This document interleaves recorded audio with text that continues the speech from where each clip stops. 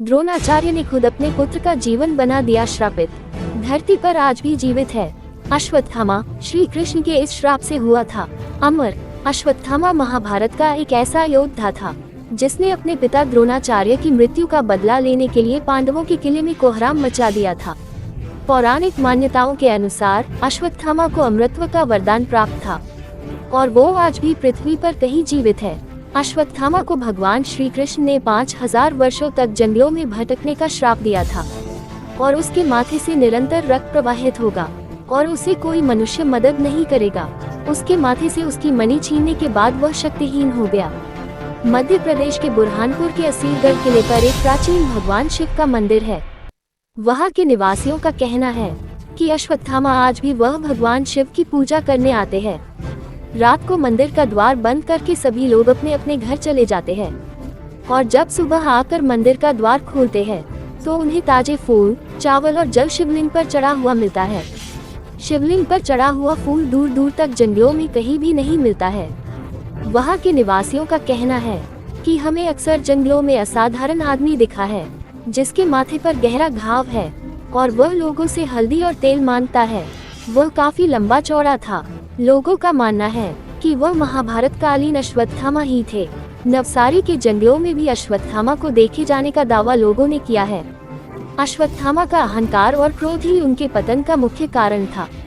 अश्वत्थामा ने अपने अहंकार में आकर कई अनुचित और अनैतिक कार्य किए थे। महाभारत के युद्ध में अश्वत्थामा ने अपने पिता द्रोणाचार्य की भांति कौरवों का साथ दिया था, जिसको दुर्योधन ने मरते समय कौरवों की जीत की जिम्मेदारी सौंपी थी। अश्वत्थामा पांडवों और कौरवों के गुरु द्रोणाचार्य का पुत्र था। वह जन्म से ही अपने पिता की तरह पराक्रमी और धनुर्विद्या में माहिर था। ऐसा कहा जाता है कि यह महाभारत का इकलौता ऐसा किरदार है जो कलयुग में भी जीवित है। द्रोणाचार्य का विवाह गुरु कृपाचार्य की बहन कृपि से हुआ था, परंतु विवाह के अनेक वर्षों बाद भी वह निसंतान थे। संतान के लिए व्याकुल होकर गुरु द्रोणाचार्य अनेक स्थानों में भ्रमण करते हुए हिमालय ऋषिकेश पहुँचे। वहाँ तमसा नदी के तट पर एक दिव्य गुफा में तपेश्वर नामक स्वयंभू शिवलिंग है। यहाँ गुरु द्रोणाचार्य और उनकी पत्नी माता कृपि ने शिव की तपस्या की। इनकी तपस्या से प्रसन्न होकर भगवान शिव ने उन्हें तेजस्वी पुत्र होने का वरदान दिया था। कुछ समय पश्चात माता कृपि ने एक सुंदर तेजस्वी बाल को जन्म दिया। जन्म ग्रहण करते ही इनके कंठ से हिनहिनाने की सी ध्वनि हुई, जिससे इनका नाम अश्वत्थामा पड़ा।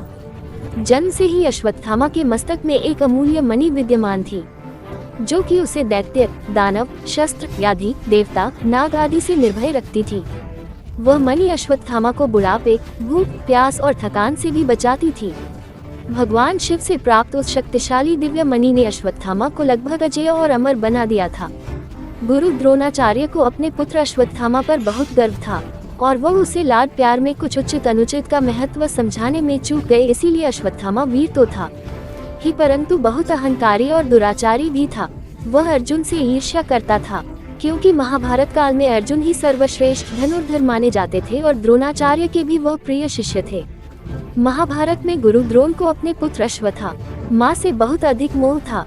इसी वजह से वे जब वह राजपुत्रों को शिक्षा दे रहे थे तब उन्होंने अपने पुत्र अश्वत्थामा को भी साथ में ही शिक्षा दी। गुरु का काम होता है प्रत्येक छात्र को एक समान अवसर देने का, परंतु शिक्षा के समय भी वह अन्य छात्रों से भेदभाव करते थे। जब उन्हें सभी कौरव और पांडव राजकुमारों को चक्रव्यूह की रचना और उसे तोड़ने के तरीके सिखाने थे, तो उन्होंने शर्त रख दी कि जो राजकुमार नदी से घड़ा भरकर सबसे पहले पहुंचेगा, उसे ही चक्रव्यूह की रचना सिखाई जाएगी। सभी राजकुमारों को बड़े घड़े दिए जाते, लेकिन अश्वत्थामा को छोटा घड़ा देते ताकि वो जल्दी से भरकर पहुंच सके, ताकि विश्व में सर्वोच्च ज्ञान केवल अश्वत्थामा को ही प्राप्त हो। परंतु अर्जुन ये बात समझ गया और राजकुमार अर्जुन भी जल्दी ही घड़ा भरकर पहुंच जाता। जब धनुर्विद्या सिखाते समय ब्रह्मास्त्र सिखाने करने की बारी आई तो उस समय भी द्रोणाचार्य के पास दो ही छात्र पहुंचे थे, अर्जुन और अश्वत्थामा।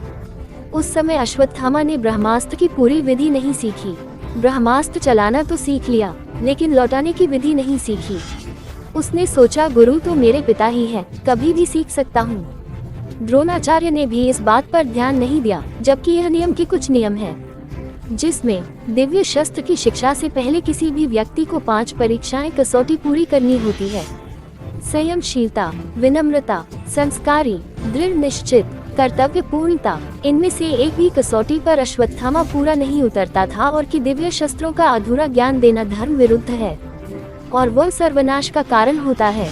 और इसी गलती का दंड अश्वत्थामा को आज तक भुगतना पड़ रहा। इसी गलती के कारण उन्हें श्री कृष्ण से अमर होने का श्राप मिला। आइए जानते हैं कैसे। अश्वत्थामा भी अपने पिता की तरह शास्त्र व शस्त्र विद्या में निपुण थे।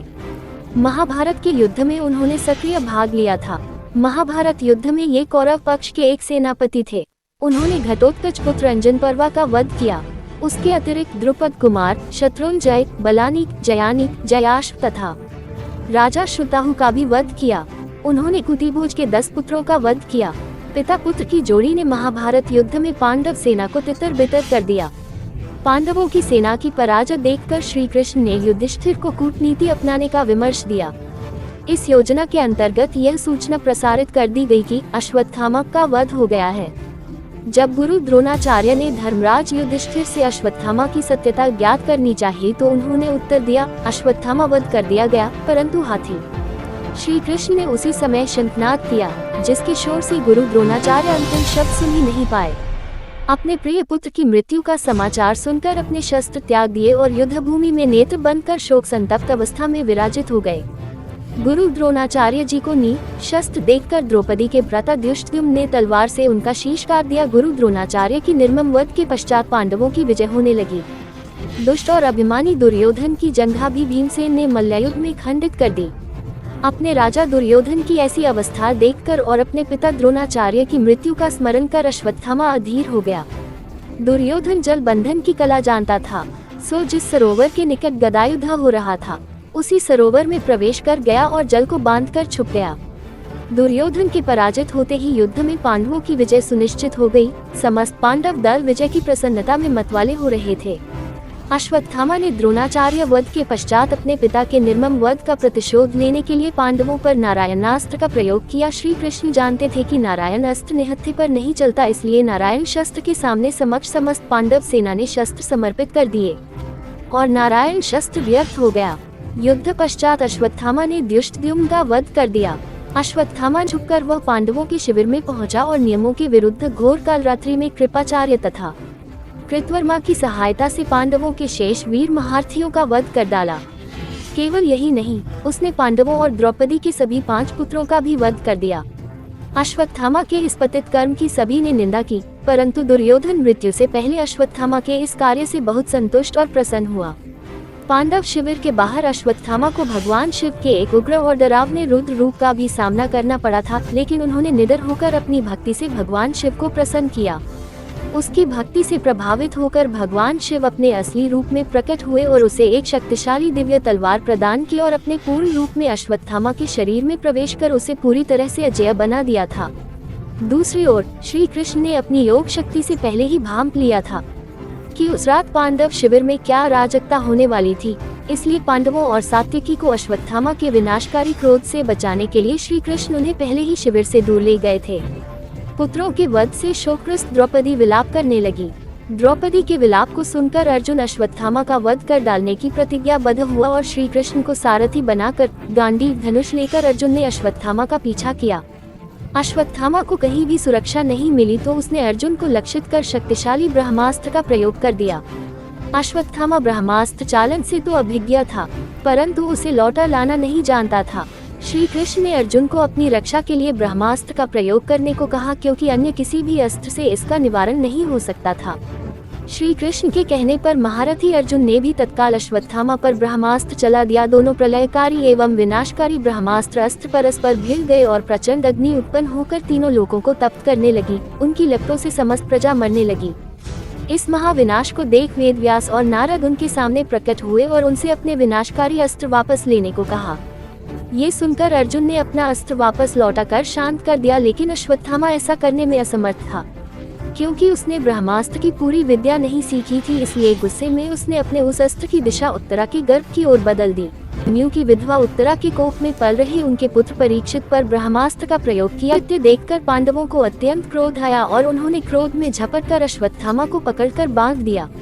श्री कृष्ण ने अर्जुन से कहा कि धर्मात्मा, निद्रामग्न, असावधान, मतवाले, पागल, अज्ञानी, रथहीन, स्त्री तथा बालक का वध धर्मानुसार वर्जित है। इसने धर्म विरुद्ध आचरण किया है। जीवित रहेगा तो पुनः पाप करेगा, अतः तत्काल इसका वध करके अपनी प्रतिज्ञा पूर्ण करो। वास्तव में श्री कृष्ण ये देखना चाहते थे कि उनकी बातें सुनकर अर्जुन आगे क्या कदम उठाता है, किंतु श्री कृष्ण के इन वचनों को सुनने के पश्चात भी धैर्यवान अर्जुन ने अश्वत्थामा को जीवित ही शिविर में ले जाकर द्रौपदी के समक्ष उपस्थित किया। पशु की तरह बंधे हुए गुरुपुत्र को देखकर द्रौपदी ने गुरुपुत्र को प्रणाम करके अर्जुन से उसकी शक्तियों को खत्म करके बंधन मुक्त करने के लिए कहा। द्रौपदी के इन वचनों को सुनकर श्री कृष्ण ने कहा, हे अर्जुन, शास्त्रों के अनुसार पतित ब्राह्मण का वध भी पाप है और आत्ताई को दंड न देना भी पाप है, अतः तुम वही करो जो उचित है।